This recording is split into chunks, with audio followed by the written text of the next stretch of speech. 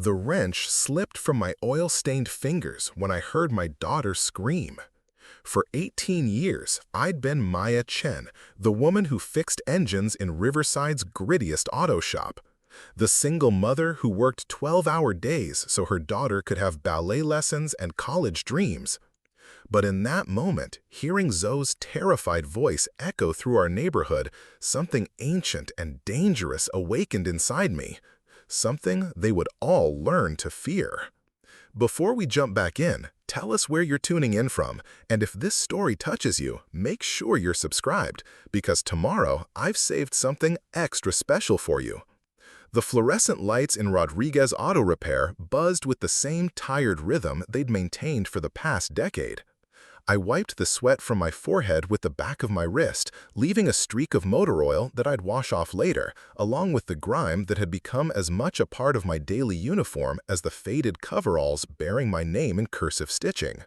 Maya. Simple, straightforward, honest work for honest pay.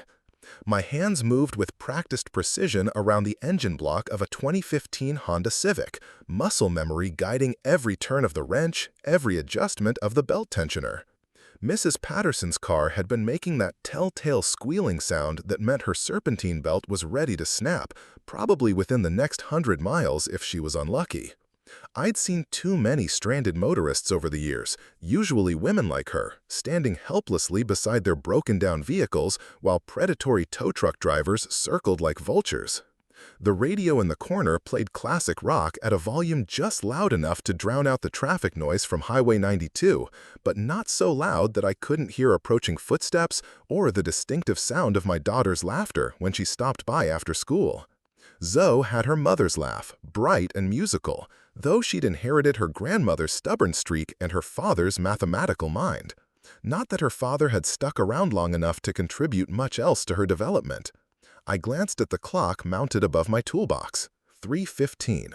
Zoe would be walking home from Lincoln High about now, probably stopping at Chen's Market to buy those ridiculous energy drinks she claimed helped her focus on homework. The irony of sharing a last name with the market owners wasn't lost on me, though we weren't related. Chen was common enough, and I'd kept it after the divorce because changing it seemed like admitting defeat. The Civic's engine purred to life when I turned the key, smooth and quiet as it should be. Mrs. Patterson would be relieved. At 73, she depended on this car for grocery runs and visits to her grandchildren across town. I'd charged her cost plus 20% for labor, enough to keep the lights on at Rodriguez's, but not so much that she'd have to choose between car repairs and prescription medications.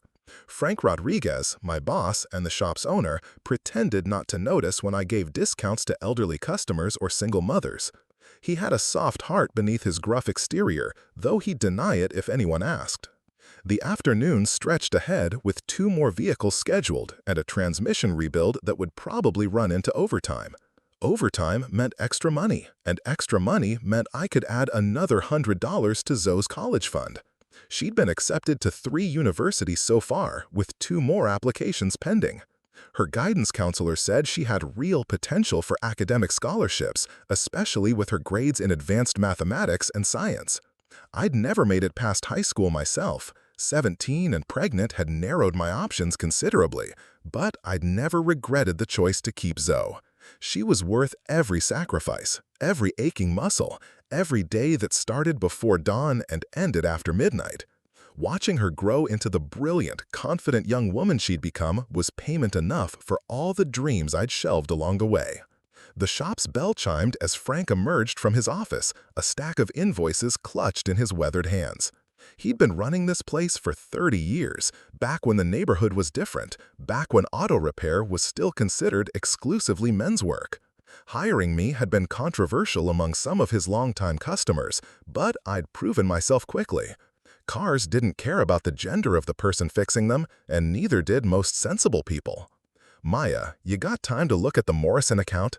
Frank's voice carried the gravelly undertone of someone who'd spent decades breathing exhaust fumes and cigarette smoke. They're claiming we overcharged for that brake job last month. I wiped my hands on a rag and walked over to examine the paperwork. The Morrisons drove a luxury SUV that required premium parts and specialized tools, neither of which came cheap. But they lived in Hillcrest Estates, the gated community that overlooked our working-class neighborhood like a castle surveying peasant villages. Every interaction with residents from up there carried an undercurrent of suspicion, as if they expected to be cheated by people who actually worked with their hands. "The invoice looks correct to me," I said after reviewing the line items. "OEM brake pads for that model run $400 alone, plus rotors, plus fluid, plus labor. We actually came in under estimate." Frank nodded, his expression grim. "They're threatening to take their business elsewhere. Apparently, their neighbor's mechanic would have done it for half the price." "Let them go," I replied, handing back the paperwork. "We're not the cheapest shop in town, but we're honest. That counts for something." It should count for something. But increasingly, I'd noticed a shift in how customers treated service workers, as if manual labor had become somehow shameful, as if the people who kept their world running were invisible or interchangeable. Zoe had picked up on this attitude during her part-time job at the country club last summer, coming home with stories about members who spoke to staff like they weren't quite human. The club job had been good money, better than anything else available to a 17-year-old, but I'd watched my daughter's natural warmth slowly calcify into professional politeness. She'd learned to smile while being dismissed, to accept condescension as the price of a paycheck. The experience had been educational in ways I wished it hadn't been. My phone buzzed with a text message. "Running late today. Academic decathlon practice went long. Home by 5. Love you, Mom." Zoe's dedication to her studies filled me with fierce pride. Academic decathlon was competitive, requiring months of preparation across multiple subjects. The team competed against schools from across the state, including prestigious private academies with resources our public school could barely imagine. But Zoe held her own against students who'd had every advantage, proving that intelligence and determination could overcome quite a lot. The afternoon wore on, with its familiar rhythm of diagnostics, repairs, and customer interactions. Mr. Kim's alternator replacement, Mrs. Foster's oil change, a college student's radiator flush that he'd been putting off until his engine started overheating. Each job carried its own small drama, its own story of people trying to keep their lives moving forward despite mechanical breakdowns and financial constraints. By 4:30, the shop had quieted down. Frank had left for a parts run, leaving me alone with the radio and the satisfaction of problems solved, systems restored to proper function. There was something deeply satisfying about mechanical work, the way complex problems yielded to systematic diagnosis and methodical repair. Unlike human problems, car troubles generally had clear solutions and predictable outcomes. I was cleaning my workspace when the bell chimed again. 3 young men entered, their expensive clothing and confident swagger immediately marking them as outsiders to our neighborhood. Designer jeans, pristine sneakers, watches that probably cost more than I made in a month. College age, maybe early 20s, with the kind of casual arrogance that money and privilege tend to cultivate. The tallest one approached my workstation, his gaze taking in my coveralls, my oil-stained hands, the general atmosphere of honest work and practical functionality. His expression suggested he'd wandered into a zoo exhibit rather than a business establishment. "Hey there," he said, his tone carrying the particular brand of condescension reserved for service workers. "We need someone to look at our car. It's making some kind of weird noise." "I'll need more specific information than that," I replied, setting down my cleaning rag. "What kind of noise?" Preparing and narrating this story took us a lot of time, so if you are enjoying it, subscribe to our channel. It means a lot to us. Now, back to the story. "When does it occur? During acceleration, braking, idle?" He exchanged glances with his companions, apparently amused by my request for technical details. "It's just making noise, okay? Can't you just figure it out? That's your job, right?" The assumption that mechanical diagnosis was simply a matter of listening to vague descriptions and intuiting solutions was common among people who'd never actually tried to fix anything themselves. But his tone suggested something beyond mere ignorance.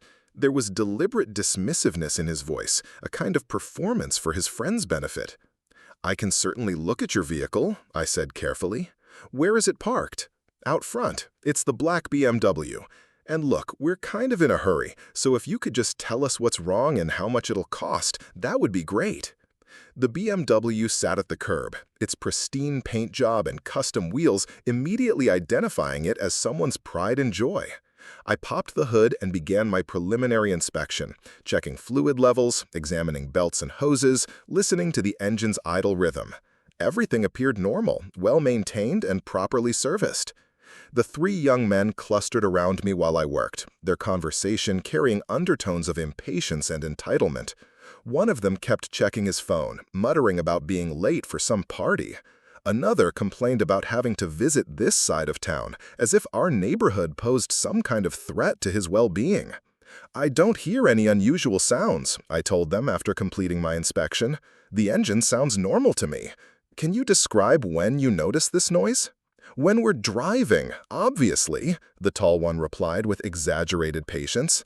"Look, lady, we don't have all day. Can't you just replace whatever needs replacing so we can get out of here?" Lady. The word carried a weight of dismissal that made my jaw clench. I'd been Maya to every customer who'd walked through these doors for 10 years, a professional who'd earned respect through competence and reliability. But to these young men, I was just lady, a generic service provider whose expertise was somehow suspect because of my gender. "Without a clear symptoms description, I can't recommend any repairs," I explained, keeping my voice level despite growing irritation.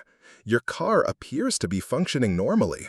If you'd like to schedule a comprehensive diagnostic, I can do that, but it would require leaving the vehicle for several hours." "Several hours? Are you kidding me? We need this fixed now." The conversation was heading toward the familiar territory of customers who wanted impossible solutions to problems they couldn't articulate. But something in their manner suggested this wasn't really about car repair.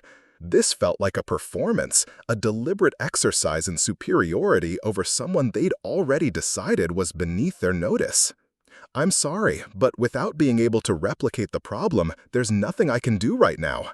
I'd recommend taking it to your regular mechanic, someone familiar with BMW service requirements." The tall one's expression hardened.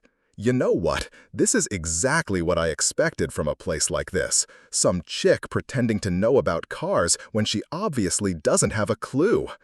His friends laughed, the sound sharp and ugly in the afternoon air. I felt heat rise in my cheeks, not from embarrassment, but from anger. 18 years of proving myself in a male-dominated field, 18 years of competent work and satisfied customers dismissed with casual cruelty by someone who'd probably never held a wrench in his life.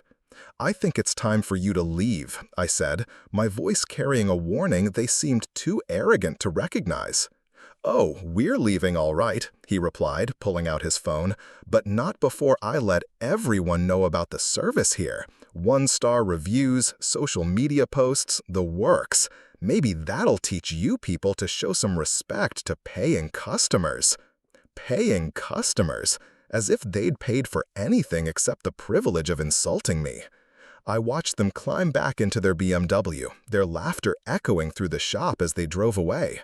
The whole encounter had lasted maybe 15 minutes, but it left me feeling raw and angry in ways that went beyond professional frustration. This was what Zoe would face in her chosen career path. This assumption that competence was somehow suspect when it came from someone who didn't fit their narrow expectations. That intelligence and expertise could be dismissed with casual cruelty by people who'd never earned anything more challenging than a trust fund distribution. The sun was setting by the time I finished my end-of-day cleanup routine. Frank had returned from his parts run and locked up the office, trusting me to secure the shop as I'd done hundreds of times before. The familiar ritual of organizing tools, checking locks, and setting the alarm system usually brought a sense of completion to my workday. But tonight felt different, tinged with residual anger from the afternoon's encounter. I drove home through streets I'd known for 2 decades, past the elementary school where Zoe had learned to read, past the park where I'd pushed her on swings while other mothers chatted about husbands and vacation plans I couldn't afford. Our neighborhood wasn't fancy, but it was stable, filled with families who worked hard and looked out for each other's children.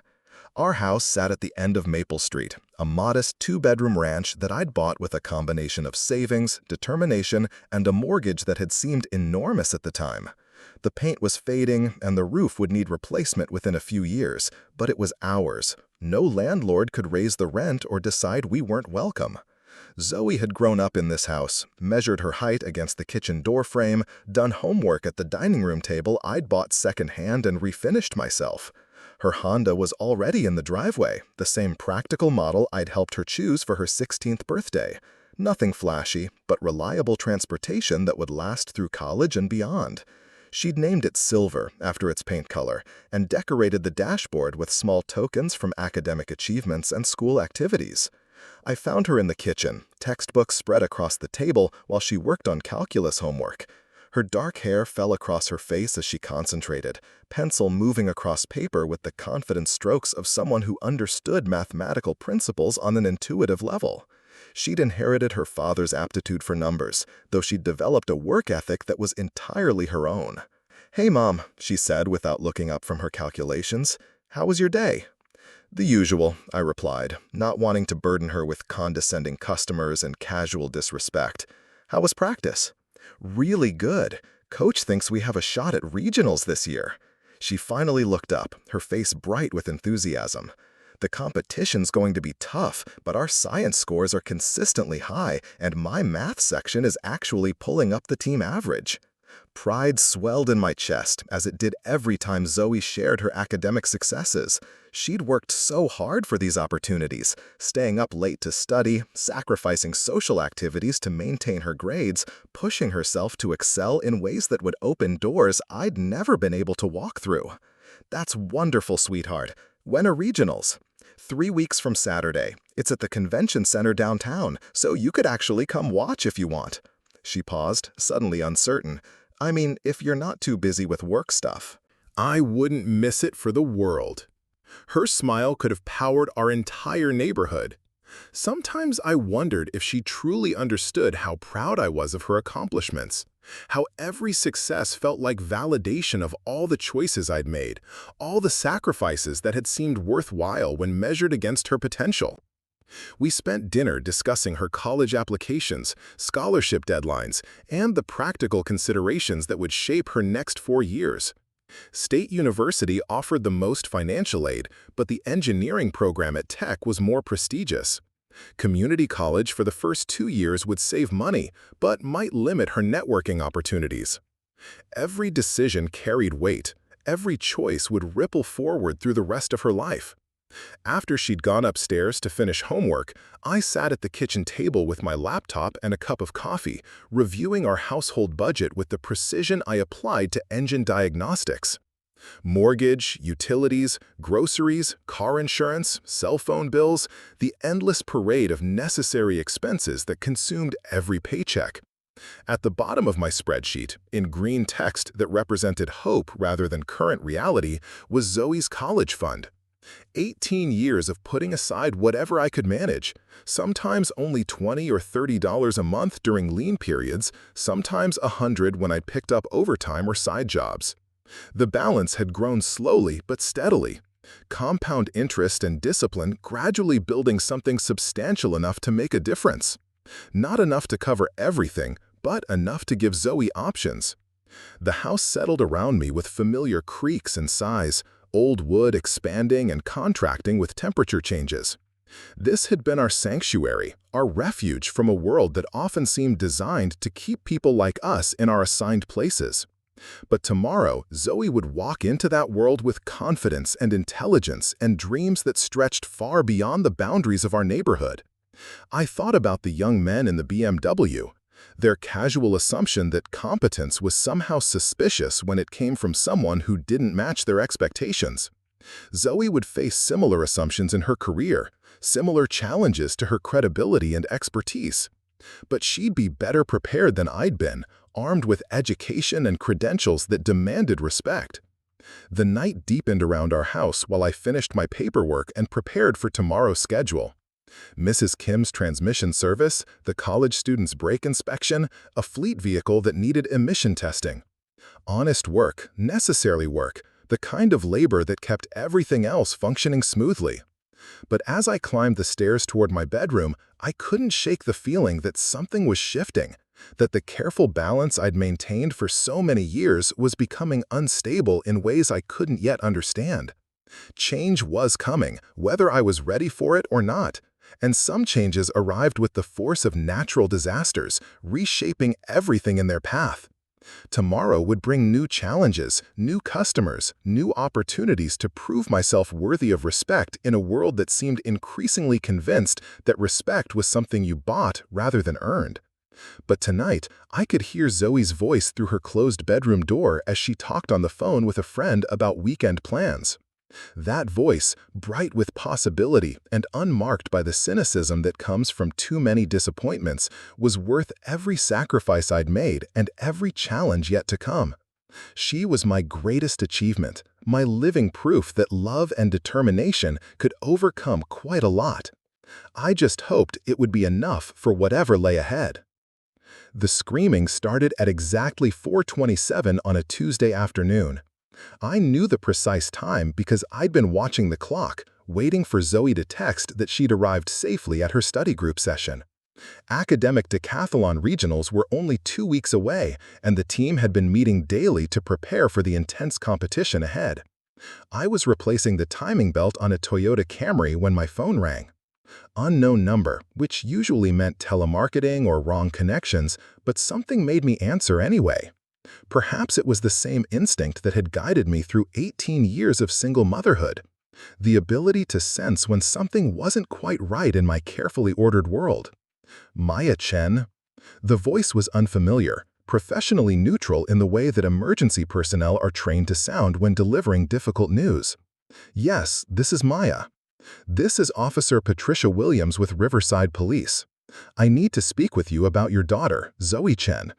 There's been an incident at Hillcrest Country Club. The wrench slipped from my suddenly nerveless fingers, clattering against the concrete floor with a sound that seemed impossibly loud in the sudden silence that had fallen over my world. Hillcrest Country Club, the same place where Zoe had worked last summer, where she'd learned hard lessons about class differences and casual cruelty. What kind of incident? My voice sounded strange, distant, as if someone else was speaking through my throat. Your daughter was assaulted, Mrs. Chen. She's being transported to Riverside General Hospital. Her injuries aren't life-threatening, but you should get there as soon as possible. Assaulted. The word hit me like a physical blow, driving the air from my lungs and sending ice through my veins.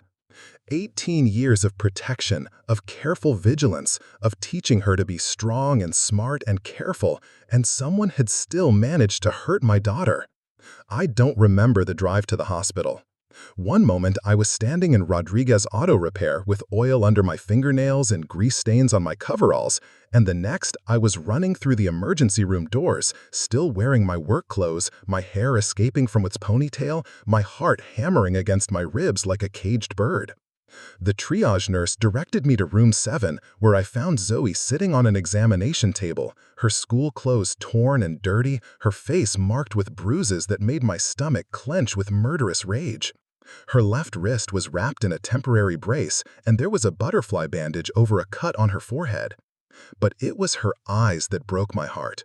Hollow, shocked, the bright confidence I'd spent 18 years nurturing replaced by something fragile and wounded.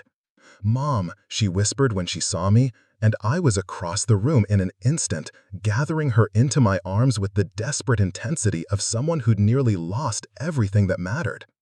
"I'm here, baby. I'm here now." I held her while she cried, feeling the tremors that ran through her body, breathing in the familiar scent of her shampoo mixed with something else, something that smelled like fear and violation. Dr. Sarah Martinez entered the room with a clipboard and the kind of gentle authority that comes from years of delivering bad news to frightened families. She was perhaps my age, with kind eyes and a manner that suggested she understood the particular hell of being a mother whose child had been harmed. "Mrs. Chen, I'm Dr. Martinez. Zoe's going to be fine physically. She has some bruising, a minor sprain to her left wrist, and that cut on her forehead will heal without scarring. The injuries are consistent with being grabbed forcefully and pushed to the ground." Grabbed forcefully and pushed to the ground. Clinical language for violence against my daughter, Sterile words that couldn't begin to capture the rage building in my chest like pressure in a boiler about to explode. "What exactly happened?" I asked, though I wasn't sure I was ready to hear the answer. Zoe pulled away from my embrace, wiping her eyes with the back of her uninjured hand. "I was walking home from study group. It was still daylight, lots of people around. I thought I was safe." Her voice was steady, but I could hear the effort it took to maintain that control. My brilliant, strong daughter reduced to questioning her own safety in broad daylight on familiar streets. 3 guys in a black car pulled up next to me near the country club entrance. At first, I thought they needed directions or something, but then they got out. She paused, gathering strength to continue. "They said they knew who I was, said they'd met my mother and wanted to teach both of us some respect." My blood turned to ice water in my veins. The BMW boys from last week?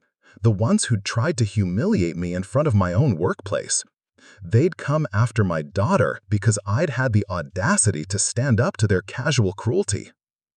"What did they do to you?" The words came out as barely more than a whisper. "They grabbed me, tried to drag me toward their car. I fought back, screamed for help. The one holding my arm twisted my wrist when I tried to get away, and another one pushed me down when I wouldn't stop struggling." Her voice broke slightly. "They said they were going to show me what happened to girls whose mothers didn't know their place. Show her what happened." The implications of those words sent fury roaring through my system like liquid fire. These privileged predators had targeted my daughter not because of anything she'd done, but because I'd refused to accept their disrespect, because I'd had the temerity to be competent at my job while female. "What stopped them?" I managed to ask. "Security guard from the country club heard the screaming and came running. They took off as soon as they saw him coming." Zoe's hand found mine and gripped it with desperate intensity. "Mom, they knew where I go to school. They knew my schedule. How long were they watching me?" The question hung in the air like poison gas. How long had these monsters been stalking my daughter? How many days had they observed her routines, planned their attack, waited for the perfect moment to punish her for my defiance of their authority? Dr. Martinez cleared her throat gently. "Mrs. Chen, I need to ask about a sexual assault examination. Given the nature of the assault and the perpetrator's stated intentions, it might be advisable." Sexual assault examination. More clinical language for the possibility that these animals had done even worse things to my baby. Zoe shook her head quickly, her grip on my hand tightening. "They didn't get that far. The security guards stopped them before they could get me in the car." She looked between me and the doctor with pleading eyes. "I just want to go home. Please, I just want to go home." Officer Williams appeared in the doorway, her uniform crisp and professional, her expression sympathetic but businesslike. She was younger than I'd expected from her voice on the phone, probably early 30s, with the kind of alert composure that suggested military or law enforcement background. "Mrs. Chen, I need to get a statement from both you and Zoe. This appears to be connected to a previous incident at your workplace." We spent the next hour going through every detail of both encounters. The BMW boys' visit to Rodriguez Auto Repair, their casual cruelty and entitled arrogance, the assault on Zoe, their specific threats, the security guard's intervention.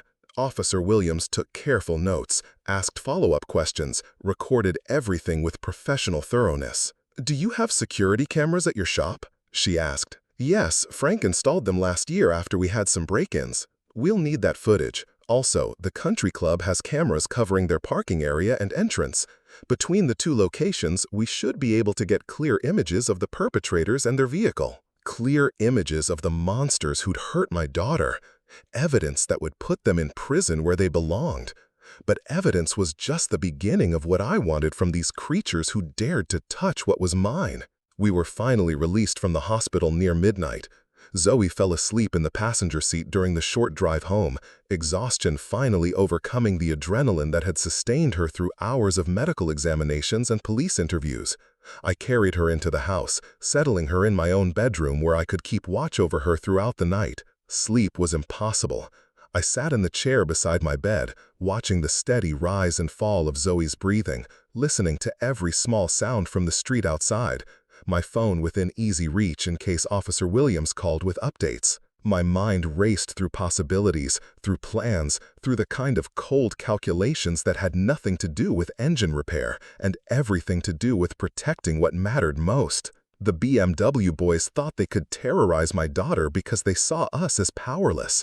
A mechanic and her college-bound kid, people without connections or resources, easy targets who wouldn't fight back effectively. They'd made the same mistake that privileged predators had been making throughout history, assuming that working-class families were somehow less dangerous than those with money and status. They had no idea who they were dealing with. Dawn came gray and cold through my bedroom windows. Zoe stirred as early morning light crept across the pillows, her eyes opening with the confused disorientation of someone waking up in an unfamiliar place. "Mom?" Her voice was small, uncertain. "I'm right here, sweetheart." She sat up carefully, testing her injured wrist, running her fingers over the bruises on her face. "It really happened, didn't it? It wasn't just a nightmare? It happened, but you're safe now." Safe. The word felt like a lie even as I spoke it. She wasn't safe, wouldn't be safe until I dealt with the threat permanently.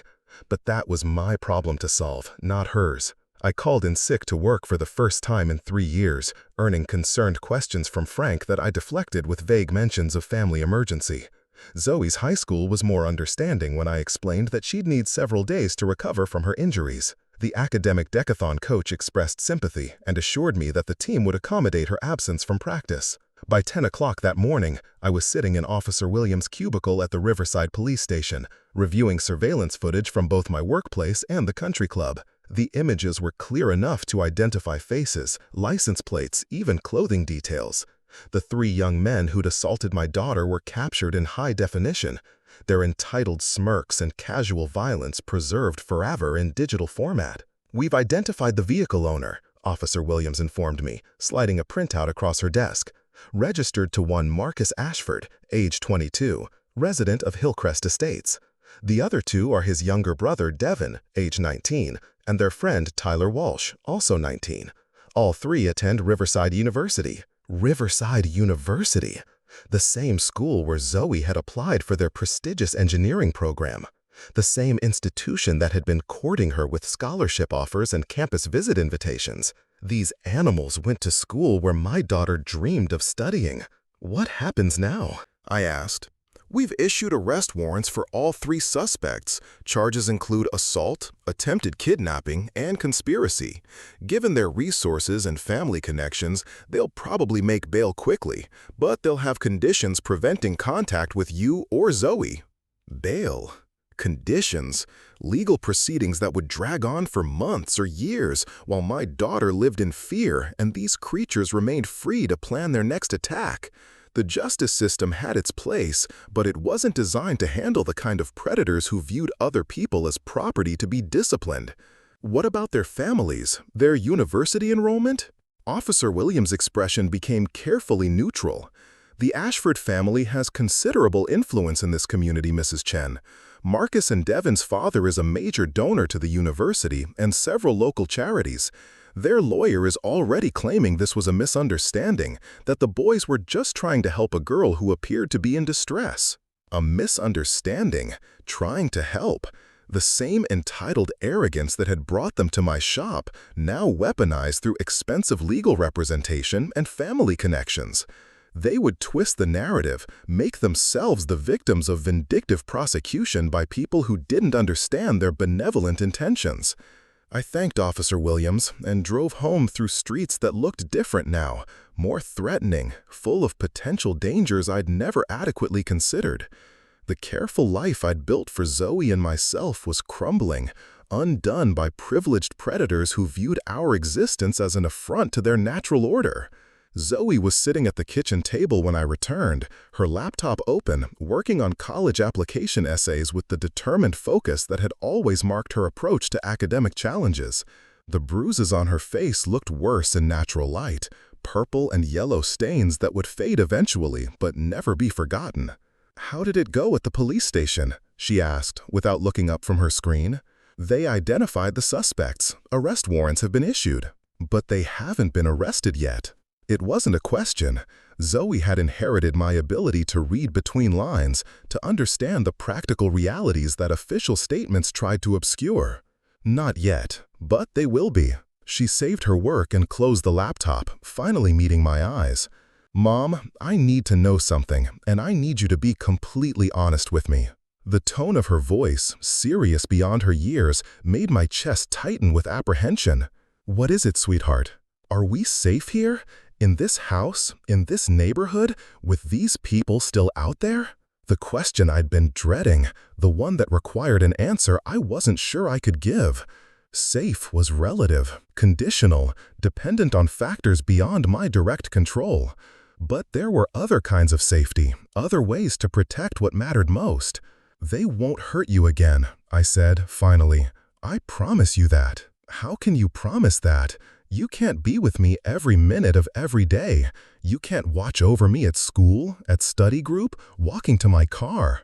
Her voice remained steady, but I could see the fear beneath her logical analysis. These people have money, connections, resources we don't have. What's to stop them from trying again? What indeed? Official channels that moved slowly and favored those with expensive legal representation. A justice system that treated assault as a misdemeanor when the perpetrators came from prominent families. Social structures that protect predators who knew how to speak the right language and write the right checks. But there were other systems, older and more direct, that didn't depend on courtrooms or legal briefs. Systems that I'd hoped never to access, skills I'd hoped never to use, knowledge that came from a part of my life I'd buried beneath 18 years of responsible motherhood and honest work. Mom? Zoe's voice pulled me back to the present. What are you thinking about? Just trying to figure out our next steps, I said, which was true enough. Why don't you rest this afternoon? I need to run some errands. The errands took me across town to neighborhoods I hadn't visited in years, to places where my previous life still maintained certain connections. Tommy Rodriguez answered his apartment door on the third knock, his weathered face breaking into a surprised grin when he recognized me. Maya Chen, I'll be damned. Heard you were working for my cousin Frank now. Tommy was Frank's nephew, though the family resemblance ended with their shared last name. Where Frank was legitimate business owner and respected community member, Tommy occupied the gray areas that existed in every city, providing services that weren't advertised in the yellow pages. I need a favor, Tommy, a big one. His grin faded as he took in my expression, the careful control that barely contained the rage simmering beneath my surface. He stepped aside to let me enter his cluttered apartment, closing the door behind me with the practiced caution of someone who'd survived decades in dangerous business.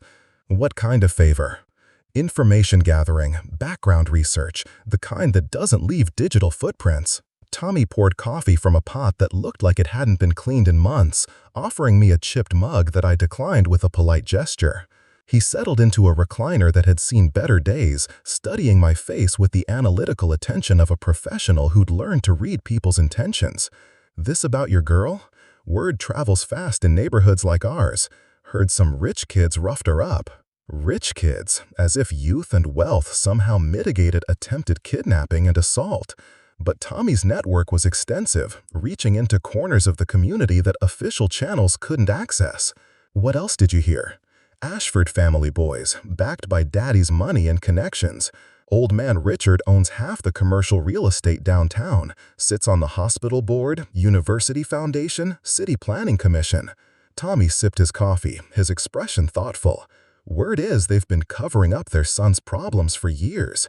Sealed juvenile records, college disciplinary actions that disappeared, that kind of thing. Covering up their problems. A pattern of behavior that went far beyond casual cruelty in an auto repair shop. These weren't spoiled kids acting out. They were predators enabled by family wealth and institutional protection. I need everything you can find on all three of them. Financial records, academic history, previous incidents, family connections, business relationships, everything. That's a lot of research, Maya, the kind that requires resources and takes risks. I can pay. Tommy set down his coffee mug, leaning forward with sudden seriousness. This ain't about money. This is about what you plan to do with the information once you have it. The question hung between us like a bridge I wasn't sure I was ready to cross. Tommy had known me before I became a respectable single mother and small business employee. He remembered the person I'd been in those chaotic years before Zoe was born, when I'd run with crowds that solved problems through direct action rather than legal channels. "They hurt my daughter," I said simply. "They threaten to do worse. The system will protect them because that's what the system does for people like them. So I need to know everything about them before I decide what comes next." Tommy nodded slowly, understanding passing between us without need for explicit statements. He'd been part of that earlier world, knew the rules that governed relationships built on respect and consequences rather than law and order. "Give me 72 hours. I'll have everything you need to know about these boys and their families." I left Tommy's apartment with the satisfied feeling that comes from taking positive action after too much helpless waiting. The official investigation would proceed through its proper channels, but I would have my own intelligence, my own options, my own ability to ensure that justice was served regardless of what happened in the courtrooms. The drive home took me past Hillcrest Country Club, its manicured grounds and elegant architecture a monument to exclusivity and privilege. Zoe had worked here last summer, serving drinks to members who treated her with the casual dismissiveness they reserved for all service personnel.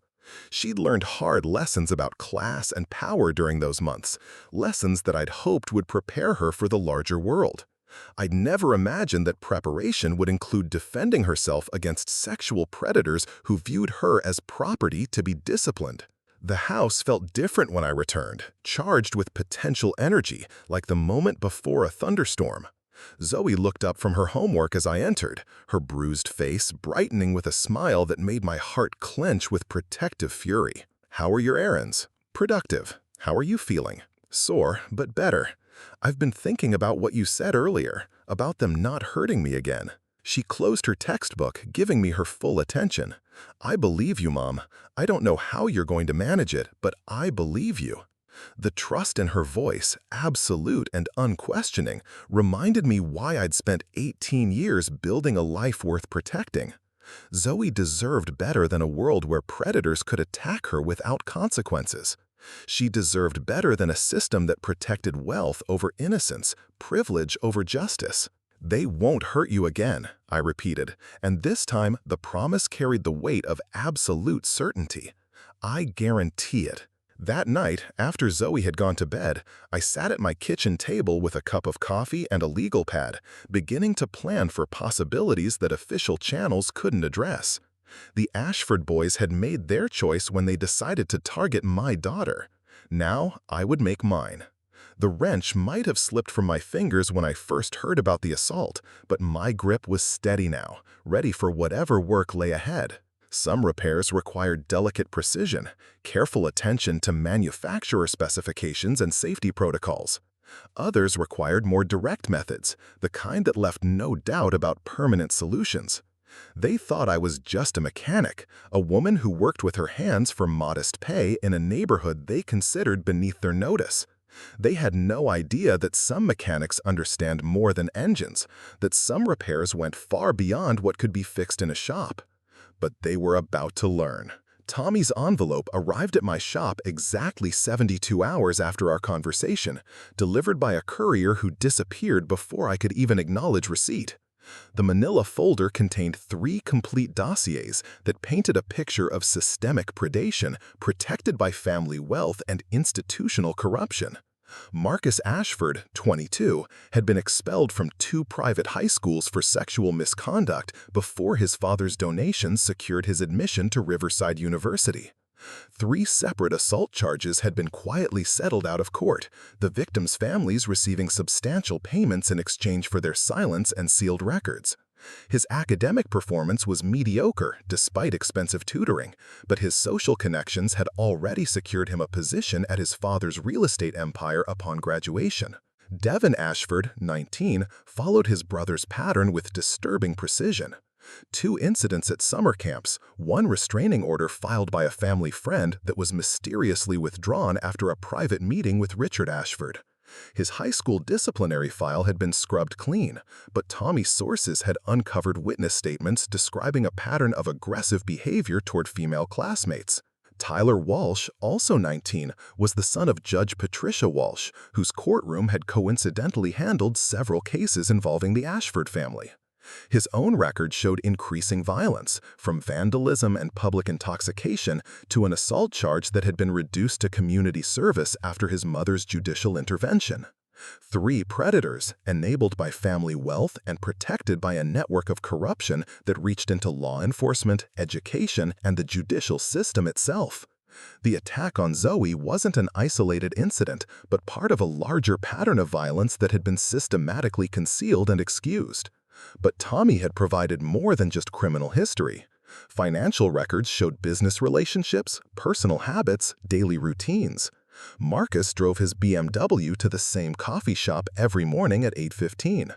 Devin attended fraternity parties every weekend at predictable locations. Tyler played tennis at the country club every Tuesday and Thursday afternoon. Predictable routines, exploitable patterns. The kind of intelligence that turned predators into prey. I spent the weekend studying their information while Zoe recovered at home, her bruises beginning to fade but her confidence still fragile.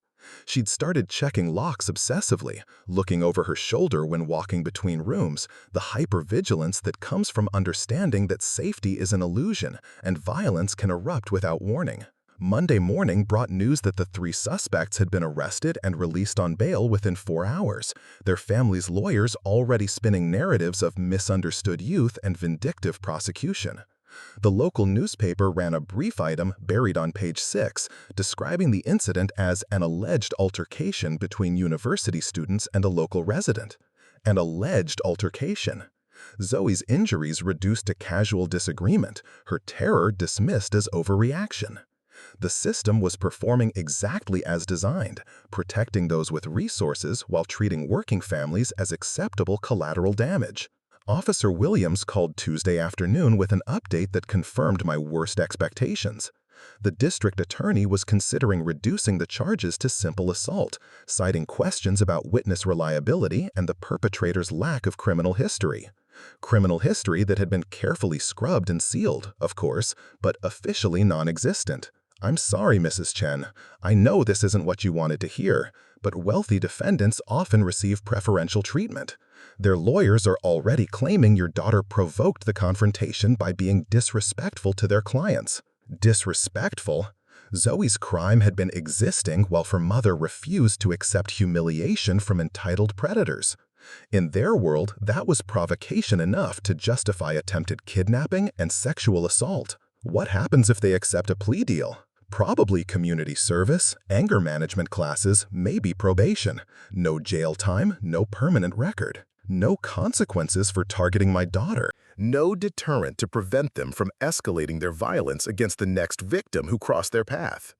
The justice system had revealed its true nature, and it wasn't justice at all. That evening, I made a decision that I'd been avoiding since the attack. I called my sister Elena, who lived 3 hours away in Sacramento, and asked if Zoe could stay with her for the rest of the school year.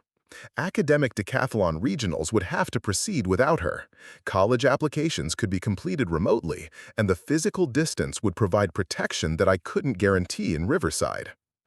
Maya, what's really going on? Elena asked after I'd outlined my request in carefully neutral terms. This doesn't sound like you. You've never let anything keep Zoe away from her commitments. Elena knew me too well, remembered the person I'd been before motherhood had channeled my protective instincts into socially acceptable directions. She'd been there during those chaotic years when I'd solved problems through direct action rather than official channels. I need to handle some things, and I need to know she's safe while I do it. Handle what things? Maya, you're scaring me. Can you keep her safe or not? The silence stretched between us before Elena finally answered. Of course I can, but promise me you won't do anything stupid. Stupid was a matter of perspective. From society's viewpoint, vigilante justice was always stupid, dangerous, counterproductive.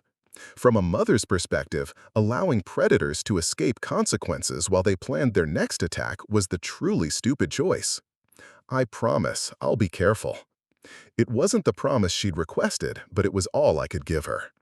Convincing Zoe to leave proved more difficult than arranging her sanctuary. She'd inherited my stubborn streak along with my protective instincts, and the idea of running away from the problem went against everything I'd taught her about standing up for herself. "I won't let them drive me out of my own life," she declared Wednesday evening as we discussed the plan. "Academic decathlon regionals are in 10 days. I've worked too hard to miss them because of those animals." "Sweetheart, this isn't about running away. It's about strategic positioning while we deal with the legal situation." "What legal situation? You said yourself the system is going to protect them." Her bruises had faded to yellow and green, but her eyes still held the hollow awareness that comes from learning hard truths about the world. "They are going to get away with it, aren't they?" The question demanded honesty, even when honesty was cruel. "The official system will probably fail us, yes." "Then what's the point of leaving? If they can't be stopped through legal channels, hiding won't accomplish anything except letting them win." When? As if this was some kind of game with scores and penalties, rather than a battle for her safety and dignity. But 18 years of teaching her to be strong had created someone who couldn't easily accept defeat, even when strategic retreat was the wisest choice. "There are other ways to handle problems like this," I said carefully, "but they require you to be somewhere safe while I explore those options." Zoe studied my face with the analytical intensity she applied to mathematical proofs, looking for hidden variables and unstated assumptions. "Other ways? You mean illegal ways?" Not a question. My brilliant daughter had inherited more than intelligence from me, including the ability to read between lines and understand the implications of careful language. "I mean effective ways." She was quiet for several minutes, processing possibilities and consequences with the methodical approach that had made her such a formidable academic competitor. When she finally spoke, her voice carried a weight of understanding that I'd hoped she'd never need to develop. "You're not just a mechanic, are you? I mean, you are a mechanic, but that's not all you are." The moment I'd been dreading for 18 years had arrived. The conversation where my carefully constructed life as a respectable single mother would be revealed as only part of a more complicated truth. "No, sweetheart, that's not all I am." "What else are you?" What else was I? A woman who'd grown up in neighborhoods where official protection was a luxury that working families couldn't afford. Someone who'd learned early that predators respect strength more than laws, that sometimes justice came from sources that couldn't be found in courtrooms or police stations. I'm someone who knows how to protect what matters most, regardless of what the law allows. Zoe absorbed this information with the calm acceptance of someone who'd already suspected the truth. "The academic decathlon team needs thee for regionals. My college applications aren't finished. My entire future is here in Riverside." "Your future won't matter if you're not alive to see it." The blunt statement hung between us like a physical presence.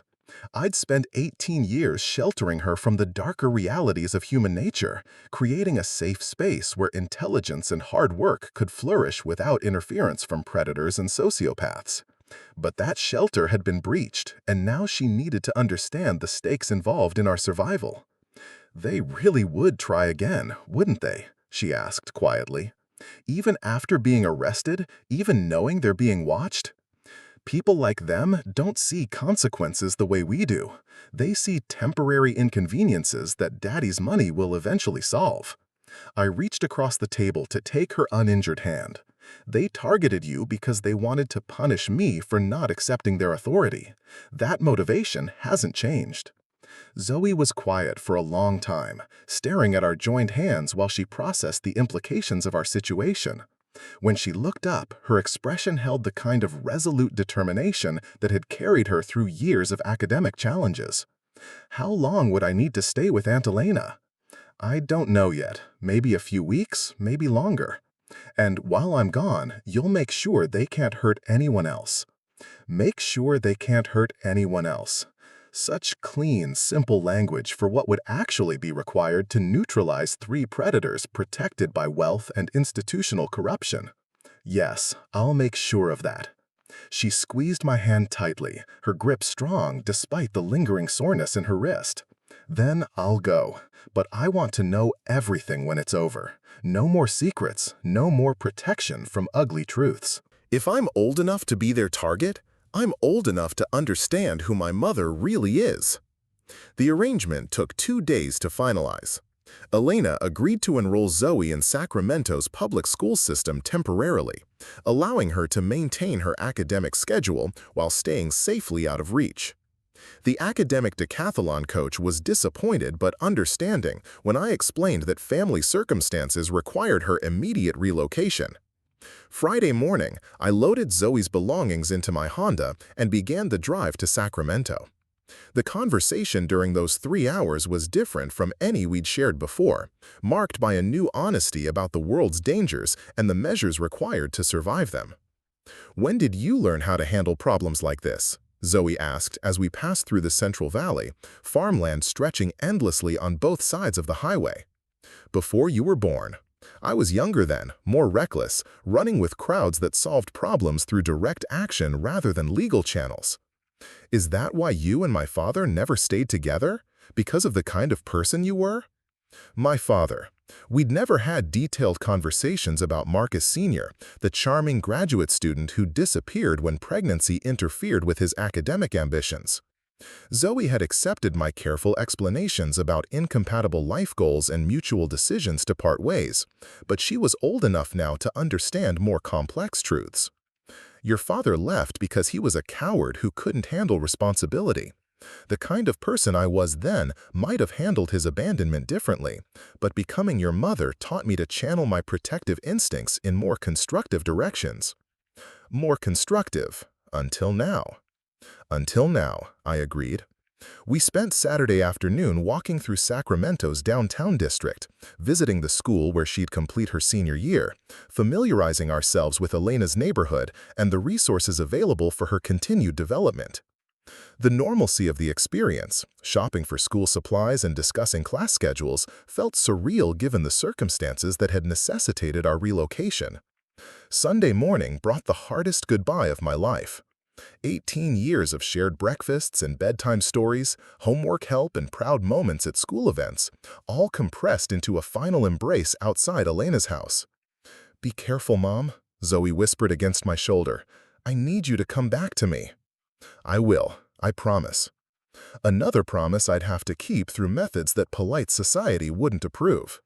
But society had already failed us, had demonstrated its willingness to protect predators over victims, wealth over justice, privilege over safety. The drive back to Riverside took place in contemplative silence. My Honda felt empty without Zoe's presence, without her bright commentary and academic enthusiasm filling the passenger seat. But emptiness also brought focus, the kind of clarity that comes from eliminating distractions and concentrating on essential objectives. Monday morning found me back at Rodriguez Auto Repair, returning to the familiar routine of diagnostic work and customer service that had anchored my life for a decade. But everything felt different now, charged with potential energy, like a carefully prepared explosive device waiting for the proper trigger. Frank noticed the change immediately. "You seem different today, Maya. More focused, but also more distant." Distant was accurate. I was already beginning to separate from this version of myself, the respectable mechanic and responsible mother who solved problems through official channels and acceptable methods. That person had served her purpose, had provided cover and legitimacy for 18 years of building something worth protecting, but she wasn't equipped for what came next. Tuesday afternoon brought the first phase of my campaign. Marcus Ashford's routine hadn't changed despite his recent legal troubles. 8:15 every morning at Riverside Coffee Company, the same corner table where he held court with his fraternity brothers and planned weekend adventures that usually involved alcohol and vulnerable women. I entered the coffee shop at 8:10, ordered a black coffee and a blueberry muffin, and positioned myself at a table with clear sightlines to his usual location. He arrived exactly on schedule, his expensive clothes and confident swagger advertising his certainty that recent unpleasantness would be resolved through family connections and financial influence. He didn't recognize me immediately. Without my work coveralls and with my hair down instead of pulled back in a practical ponytail, I looked like any other customer enjoying her morning caffeine ritual. But when our eyes met across the crowded shop, recognition dawned slowly, followed by the kind of smug satisfaction that comes from encountering a defeated enemy in neutral territory. He whispered something to his companions that made them laugh and look in my direction, probably sharing details about the crazy mechanic whose daughter had learned proper respect for her betters. The joke was on him, though. He didn't know it yet. I finished my coffee slowly, making no effort to conceal my presence or avoid his attention. Let him see me. Let him feel secure in his assumption that I was powerless to affect his comfortable existence. Predators were most vulnerable when they believed their victims posed no threat. 20 minutes later, I followed him out of the coffee shop, maintaining enough distance to avoid suspicion while memorizing the details of his morning routine. Where he parked, which route he took back to campus, how long he lingered at traffic lights while texting on his phone. Information was the foundation of effective action. Know your target's habits, understand their vulnerabilities, identify the moments when they were most exposed and least protected. Marcus Ashford was about to provide me with all the intelligence I needed to plan his education and consequences. The next phase required different tools than socket wrenches and diagnostic equipment. Wednesday evening took me back to neighborhoods I hadn't visited since before Zoe's birth, to businesses that operated in the shadows between legal commerce and necessary services. Jimmy Castellanos ran an import-export operation that specialized in items not readily available through conventional channels. His warehouse sat in an industrial district where security cameras were discouraged and official oversight was minimal. We'd done business years ago, back when I'd moved in circles that required specialized equipment for direct problem resolution. "Maya Chen," he said when I knocked on his office door. "Heard you went straight, became a productive member of society." Mostly straight, but some problems require traditional solutions. Jimmy's smile revealed gold teeth and the kind of professional satisfaction that comes from providing services that couldn't be advertised in the yellow pages. "What kind of problems are we discussing?" "Three entitled college boys who think money makes them untouchable." "Ah, those kinds of problems." He gestured for me to sit in the chair across from his cluttered desk. "What level of solution are we talking about? Educational? Deterrent? Permanent?" Educational seemed appropriate for the current situation. Marcus, Devin, and Tyler needed to understand that their actions carry consequences regardless of their family's influence. But if education proved insufficient, escalation remained an option. Educational for now, but with room for advancement if the lesson doesn't take. Jimmy opened a filing cabinet and withdrew several items wrapped in soft cloth. Basic package includes communication enhancement, behavior modification tools, and insurance against official interference. Upgrade options available if circumstances require more intensive intervention. The communication enhancement was a voice modulator that would disguise my natural speech patterns. The behavior modification tools were more traditional, designed to create lasting impressions without permanent physical damage. The insurance was documentation that could complicate any official investigation into their upcoming educational experience. How much for the basic package? For you, old friend, let's call it professional courtesy. But if you need the upgrade package, that'll require separate negotiation. I left Jimmy's warehouse with everything needed to begin Marcus Ashford's education in respect and consequences. The tools felt familiar in my hands, despite 18 years of disuse. Muscle memory returning from a time when direct action was my primary method of problem resolution. Thursday morning brought the first practical application of my newly acquired resources. Marcus's schedule included a study group at the university library, followed by lunch at his favorite restaurant, then tennis at the country club where Zoe had worked last summer. Predictable routines that created opportunities for educational intervention. The library's parking garage was perfect for my purposes. Multiple levels with limited security coverage and numerous blind spots where conversations could proceed without interruption. Marcus parked on the third level, the same spot he'd used every Thursday for the past semester, his creature of habit mentality making my planning significantly easier. I waited in my Honda until he emerged from his BMW, then approached while he was checking his phone and preparing for his afternoon of academic pretense. The voice modulator gave my words an electronic quality that immediately captured his attention. Marcus Ashford. He looked up from his phone, confusion replacing his usual arrogant confidence. "Do I know you?" "You know my daughter, Zoe Chen, the girl you and your friends decided to teach about respect." Recognition dawned along with the first flicker of genuine fear I'd ever seen cross his privileged features. He glanced around the parking garage, perhaps hoping for security guards or helpful witnesses, but we were alone with the concrete and shadows. "I don't know what you're talking about. That was all a misunderstanding." Understanding comes in many forms, Marcus. Today, you're going to receive a new kind of education. The conversation lasted 45 minutes. I explained the evidence I'd gathered about his pattern of predatory behavior, the victims his family had paid to silence, the institutional corruption that had protected him from consequences. I described in clinical detail what would happen to him if he or his associates ever approached my daughter again. Marcus listened with growing terror as his carefully constructed world of privilege and impunity crumbled around him. By the end of our educational session, he was crying like the spoiled child he'd always been, promising never to go near Zoe or anyone else who might remind me of his existence. Devin Ashford received his education Friday afternoon at the fraternity house where he lived with a dozen other entitled predators. The conversation was shorter but more intensive, involving visual aids and practical demonstrations of the consequences that awaited him if he failed to internalize the lesson. Tyler Walsh proved the most challenging, perhaps because his mother's judicial position had given him an even greater sense of immunity from consequences. His education required the full weekend and several pieces of specialized equipment from Jimmy's upgrade package. By Monday morning, all 3 young men had received comprehensive instruction in respect, consequences, and the reality that some people couldn't be bought, intimidated, or dismissed through family influence. Marcus had withdrawn from the university and moved back to his parents' house, where he spent most of his time in his bedroom with the curtains drawn. Devin had requested a transfer to a different school, preferably in another state where Maya Chen might not find him. Tyler had developed a nervous condition that required medication and regular therapy sessions. Officer Williams called Tuesday afternoon with surprising news. All 3 suspects had contacted their lawyers and requested to change their plea agreements. Instead of fighting the charges, they now wanted to accept full responsibility and face the maximum penalties allowed under law.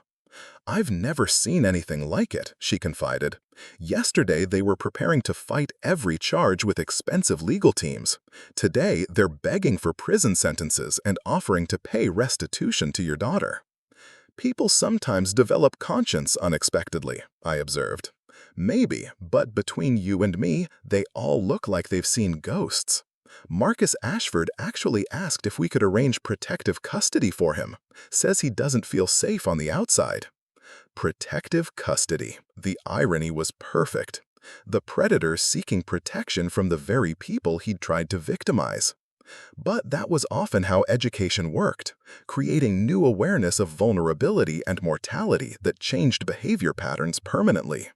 The legal resolution took another week to finalize. All 3 young men pled guilty to assault, attempted kidnapping, and conspiracy charges. Marcus received 18 months in county jail plus 5 years probation. Devin got 15 months plus probation. Tyler, despite his mother's judicial connections, received 24 months due to his leadership role in the attack. More importantly, all 3 were required to pay substantial restitution to cover Zoe's medical expenses, counseling costs, and educational disruption. The amounts wouldn't change our lives dramatically, but they represented official acknowledgement that actions carried consequences regardless of family wealth. The money went directly into Zoe's college fund, ensuring that her dreams remained viable despite the trauma these animals had inflicted. Justice took many forms, but practical support for her future felt like the most meaningful outcome. I called Zoe Wednesday evening with news of the legal resolution and permission to return home for the final months of her senior year. Her joy at the prospect of completing high school with her original classmates was infectious, reminding me why every risk had been worthwhile. "How did you convince them to accept responsibility?" she asked during our lengthy conversation. "I helped them understand the true cost of their choices." Understanding, that's an interesting way to put it. Zoe was too intelligent to believe that legal epiphanies had occurred spontaneously, but she was also wise enough to accept that some forms of justice operated outside official channels. The important thing was that the threat had been neutralized permanently, and her future remained secure. Frank noticed the change in my demeanor when I returned to work Thursday morning. The restless energy that had consumed me for weeks was gone, replaced by the calm satisfaction that comes from completing necessary work. "You seem more relaxed," he observed while reviewing the day's appointment schedule. "Whatever was bothering you seems to have resolved itself." "Problems have a way of working themselves out when you apply the right tools," I replied, and he nodded with the understanding of someone who'd spent decades fixing things that seemed beyond repair. The shop felt like home again, my tools and workspace familiar and comforting after too many days spent planning educational interventions. This was my real identity, the honest mechanic who fixed broken systems and restored proper function to complex machinery. But underneath that respectable exterior, another part of me remained ready for activation, the protective mother who would go dark without hesitation to defend what mattered most. Marcus Ashford and his friends had learned that lesson the hard way. They'd mistaken my work clothes for weakness, my choice of profession for lack of capability, my apparent powerlessness for actual vulnerability. They'd discovered their error through intensive education that would stay with them for the rest of their significantly shortened lives. In the end, they'd been right about one thing: I was just a mechanic. But some repairs require more than standard tools and conventional methods. Up next, you've got two more standout stories right on your screen. If this one hit the mark, you won't want to pass these up. Just click and check them out.